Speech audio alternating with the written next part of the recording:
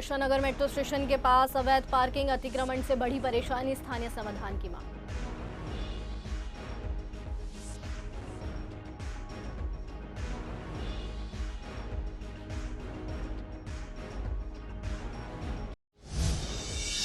कांवड़ यात्रा की तैयारियां तेज, एमसीडी और दिल्ली पुलिस ने बनाई संयुक्त रणनीति। पंकज लूथरा बोले, बेहतर सुविधा और सुरक्षा का मिलेगा माहौल।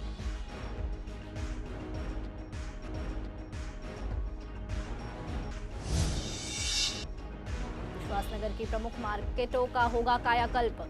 4 करोड़ से अधिक के विकास कार्य को मंजूरी, समस्या का जल्द स्थायी समाधान का आश्वासन।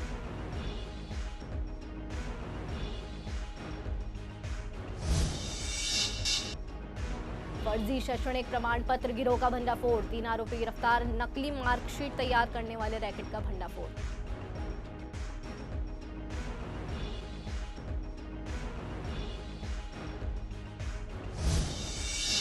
नमस्कार, स्वागत है आपका सीसीएन डिजिटल में। मैं हूं आपके साथ इशिका गुप्ता। रुख करते हैं खास खबरों की तरफ और आज के बुलेटिन में सबसे पहले बात करेंगे अतिक्रमण के बारे में। जी हां, कृष्णानगर मेट्रो स्टेशन के आसपास अवैध पार्किंग और अतिक्रमण लोगों के लिए बड़ी समस्या है। सर्विस रोड और मेन रोड पर सड़क किनारे खड़ी गाड़ियां यातायात को प्रभावित कर रही हैं, जिससे पीक आवर्स में अक्सर लंबा जाम लगता है। स्थानीय लोगों का आरोप है कि सर्विस रोड पर संचालित ऑटोमोबाइल्स, डेंटिंग, पेंटिंग और मरम्मत की दुकानों के संचालक ग्राहकों के वाहनों को सड़क पर खड़ा कर काम करते हैं, जिससे सड़क का बड़ा हिस्सा गिर जाता है।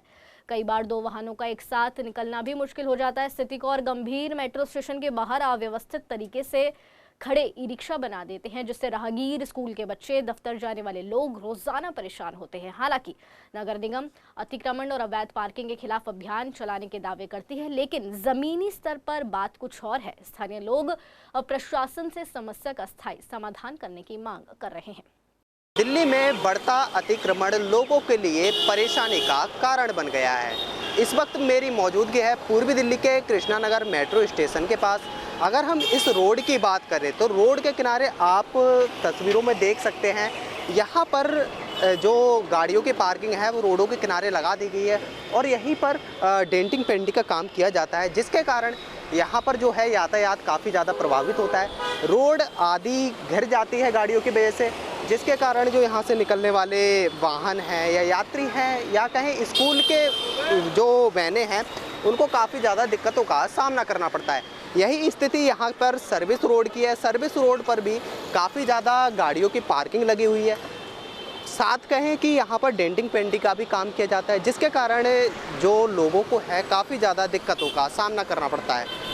पीक आवर में यह स्थिति और भी ज़्यादा ख़राब हो जाती है, क्योंकि शाम के और सुबह के समय आवागमन काफ़ी ज़्यादा होता है। ऐसे में मेट्रो स्टेशन भी पास में है। अगर पीछे दिखाएं, मेट्रो स्टेशन का गेट है, यहाँ पर भी लोग आते हैं। ऐसे में लोगों को यहाँ आने में काफ़ी ज़्यादा मशक्क़त करनी पड़ती है। यहाँ पर लंबा जाम लग जाता है, जिससे कि लोगों को काफ़ी ज़्यादा परेशानी होती है। ऐसे में निगम द्वारा कार्रवाई तो की जाती है, लेकिन उस कार्रवाई का असर उस समय तक दिखता है और बाद में स्थिति जस की तस बन जाती है। वीडियो जर्नलिस्ट दीपाली के साथ अतुल शर्मा, सीसीएन दिल्ली।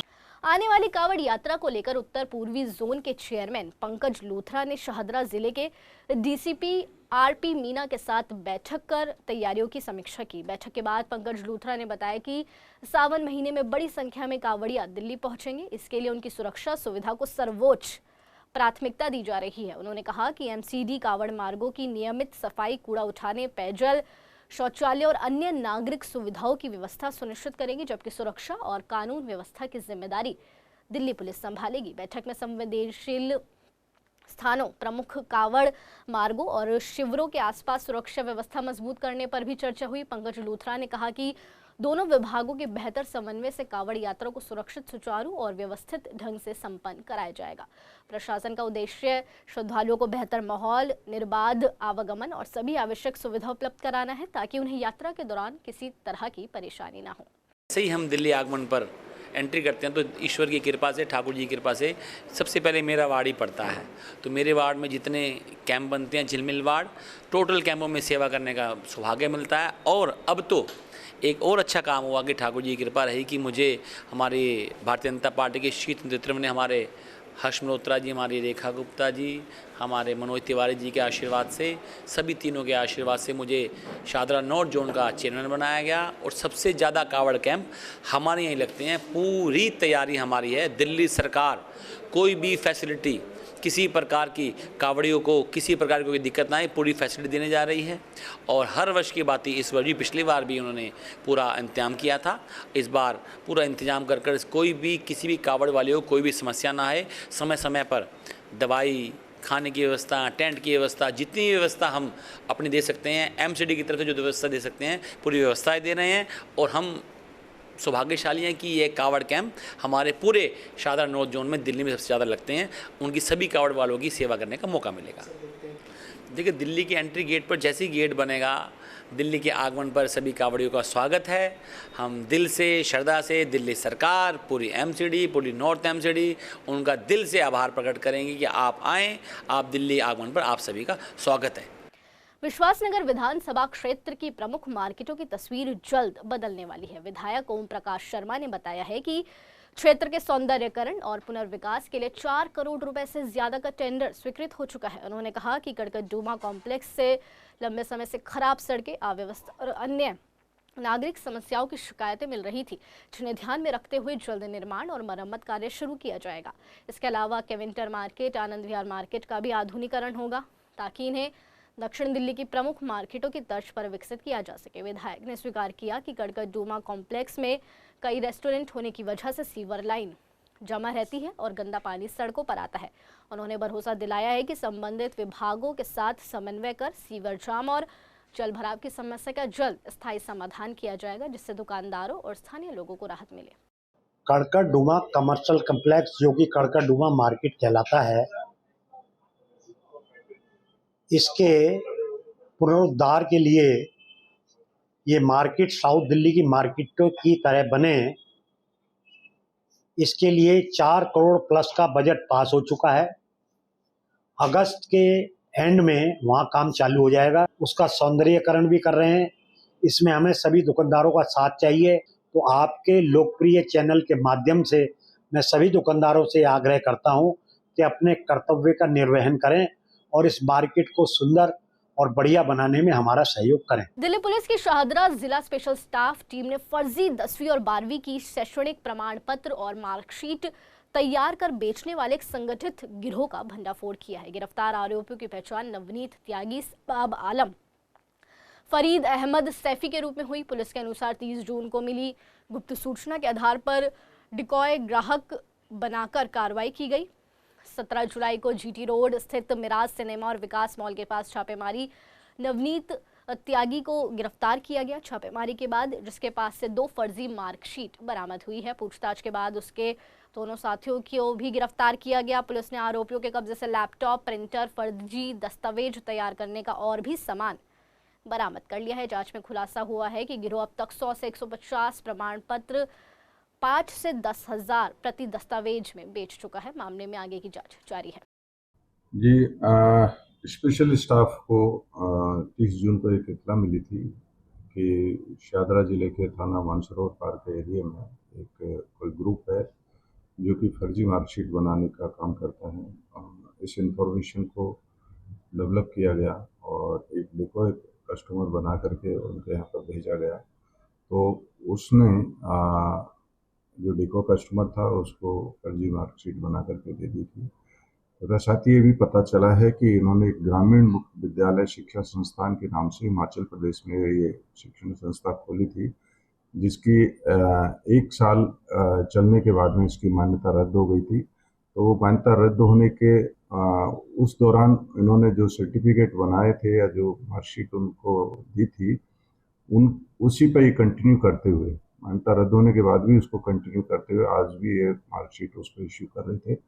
तो इस तरह इनके कब्जे से एक लैपटॉप, प्रिंटर और 10वीं 12वीं की जो है 2 फर्जी मार्कशीट और जो भी और सामग्री जो कि इसको फर्जी मार्कशीट बनाने में काम आती थी, वो सब उसको लिया है। बात करेंगे कृष्णानगर विधानसभा क्षेत्र की, जहां विधायक डॉक्टर अनिल गोयल ने जनसंपर्क अभियान के दौरान विभिन्न इलाकों का दौरा कर जर्जर सड़कें, नागरिक सुविधा का निरीक्षण किया। निरीक्षण के दौरान उन्होंने अधिकारियों के साथ क्षेत्र की समस्याओं का जायजा लिया, टूटी सड़क की जल्द मरम्मत और निर्माण के निर्देश दिए। डॉक्टर गोयल ने कहा कि उनका उद्देश्य क्षेत्र का समग्र विकास करना और लोगों की समस्याओं का समयबद्ध समाधान सुनिश्चित करना है।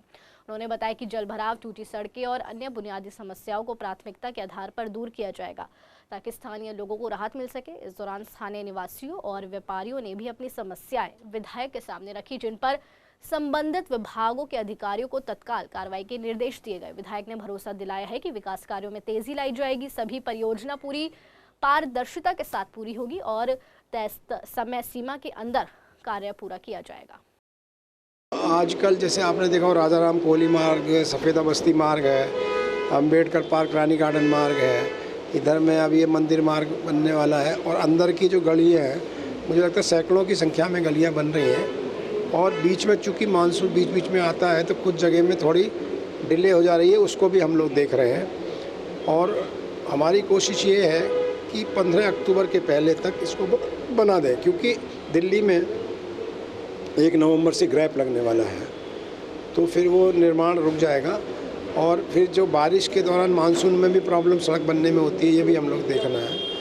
तो इस सब को करके हमने सबको कहा है, कल मैंने कमिश्नर एमसीडी से भी मुलाकात किया इसीलिए, और अपने यहाँ भी पीडब्ल्यूडी के चीफ इंजीनियर के साथ मीटिंग किया, उनके सारे जूनियर एससी और एक्सीएन के साथ, और इसी तरह से एमसीडी के सारे इंजीनियर्स, चीफ इंजीनियर से लेकर नीचे तक डीसी के साथ कल किया कि ये काम में तेज़ी लाई जाए। और जो प्रॉब्लम जो आ रही है जनता को, उसमें भी एक और हमने विशेष रूप से कमिश्नर को भी हाईलाइट किया कि भाई ये जो तोड़ते हो तो मलबा तुरंत उठाना है, सिल्ट जो निकालते हो नाले से तो वो तुरंत उठानी है, उसको 1 दिन 2 दिन का इंतज़ार ज़्यादा इससे ज़्यादा नहीं करना है। ये नहीं कि 5-7 दिन तक पड़े रहे। वो हमने बहुत स्ट्रांगली उनको कहा कि ये ऐसा अब नहीं चलेगा, और उन्होंने भी कमिश्नर एमसीडी ने भी उन्होंने आगे फर्दर इंस्ट्रक्शन दिए कि उसको जल्दी किया जाए। पीडब्ल्यूडी भी कर रही है कि 1 आध दिन में उठा देती है सिल्ट। और इसी तरह से जो सड़कें बन रही हैं और जहाँ पर सीवर डलना है तो पहले सीवर डल जाए, नालियाँ बन जाए, फिर सड़क बने, और इस बीच में सड़क का टूटे नहीं, और टूटे तो मलबा तुरंत उठे। ये हमने विशेष रूप से अपनी डायरेक्शंस दिए, निर्देश दिए हैं। दिल्ली पुलिस की शादरा जिला एएसबी सेल ने 6 महीने के अंदर लापता महिला को सकुशल बरामद कर बड़ी सफलता हासिल की है। विवेक विहार थाना क्षेत्र के ज्वालानगर निवासी गीता शर्मा 13 जनवरी से लापता थी। स्थानीय पुलिस की लगातार कोशिशों के बावजूद उनका कोई सुराग नहीं मिला, जिसके बाद दिल्ली पुलिस आयुक्त ने महिला की जानकारी देने वाले के लिए 20,000 रुपये के इनाम की घोषणा की। मामले की गंभीरता को देखते हुए एएसबी सेल की विशेष टीम गठित की गई। टीम ने तकनीकी निगरानी, ह्यूमन इंटेलिजेंस और गहन जांच के आधार पर महिला के पुराने संपर्क और संभावित ठिकानों की पड़ताल की। जांच में पता चला गीता शर्मा मूल रूप से देहरादून की रहने वाली है। 18 जुलाई को टीम ने देहरादून के राजपुर क्षेत्र से उन्हें सुरक्षित बरामद किया। पूछताछ में महिला ने बताया कि वो घरेलू विवाद के कारण अपनी मर्जी से देहरादून में रह रही थी और एक ड्राई क्लीनर की नौकरी कर रही थी। पुलिस ने बताया कि महिला पूरी तरह सुरक्षित है और आगे की कानूनी कार्रवाई जारी है। शादर डिस्ट्रिक्ट की एएसबी सेल ने एक महिला को देहरादून से बरामद करके लेके आई है। बरामदगी हम इसलिए कह रहे हैं क्योंकि 13 जनवरी 2026 को वो लापता हुई थी। ज्वालानगर में रहती थी महिला, जिसका नाम गीता शर्मा है, जिसके बाद पुलिस ने उसको ढूंढ निकाला और सयपूर्वक उनके परिवार को उनको सौंप दिया। फिलहाल इस पूरे मामले में जो है दिल्ली पुलिस का लोगों ने धन्यवाद किया, क्योंकि 6 महीने से ज़्यादा का समय हो गया था। 6 महीने से लापता थी ये महिला और उसके बाद पुलिस ने इसको देहरादून से जो है बरामद कर परिवार को सौंप दिया है। वीडियो जर्नलिस्ट नवीन के साथ मोहित शर्मा, सीसीएन न्यूज़, दिल्ली। दिल्ली नगर निगम की सबसे शक्तिशाली स्थायी समिति की कमान एक बार फिर बीजेपी पार्षद सत्या शर्मा के हाथों में रहने जा रही है। जी हां, बीजेपी ने उन्हें लगातार दूसरे कार्यकाल के लिए चेयरमैन पद का उम्मीदवार बनाया है, जबकि डिप्टी चेयरमैन पद के लिए सत्यपाल सिंह प्रत्याशी घोषित है। मंगलवार को दोनों नेताओं ने मेयर प्रवेश शाही, डिप्टी मेयर मोनिका पंत और नेता सदन जय भगवान यादव की मौजूदगी में नामांकन दाखिल किया। 18 सदस्यीय स्थायी समिति में फिलहाल बीजेपी के 12 और आम आदमी पार्टी के 6 सदस्य हैं। इस बार आम आदमी पार्टी ने कोई उम्मीदवार नहीं उतारा, जिससे 27 जुलाई को होने वाले चुनाव में सत्या शर्मा, सत्यपाल सिंह का निर्विरोध चुना जाना लगभग तय है। नामांकन के बाद सत्या शर्मा ने कहा है कि उनकी प्राथमिकता बीजेपी के चुनावी वादों को पूरा करना, मुख्यमंत्री रेखा गुप्ता के मार्गदर्शन में दिल्ली को सुंदर, स्वच्छ और विकसित बनाने के कार्यों को तेजी से आगे बढ़ाना है। मैं सबसे प्रथम तो माननीय प्रदेश अध्यक्ष जी हर्ष मल्होत्रा जी का धन्यवाद करती हूँ कि एक बड़ी जिम्मेदारी मुझे दोबारा से उन्होंने दी, मुझे पर विश्वास किया। माननीय मुख्यमंत्री रेखा गुप्ता जी का भी आभार व्यक्त करती हूँ कि उन्होंने दोबारा से ये जिम्मेदारी देकर मुझ पर विश्वास जताया, और दिल्ली की जनता का भी, ताकि वो आने वाले समय पर बहुत सारे जो ऐसे काम हैं जो रुके हुए हैं उनको हम दिल्ली को बेहतर बनाने के लिए काम कर सके, और जो बड़े प्रोजेक्ट अभी बाकी हैं उनको भी काम करने में बहुत अच्छा लगेगा। माननीय मुख्यमंत्री, माननीय प्रदेश अध्यक्ष जी और हमारे जो वरिष्ठ जन हैं जिन्होंने ये मुझ पर विश्वास जताया और एमसीडी को मजबूत करने के लिए ये जिम्मेदारी मुझे दी, उन सब के लिए मैं आभार व्यक्त करती हूँ। फिलहाल खबरों में इतना ही। ताज़ा तमाम बड़ी अपडेट से वाकिफ रहने के लिए जुड़े रहिए CCN डिजिटल के साथ।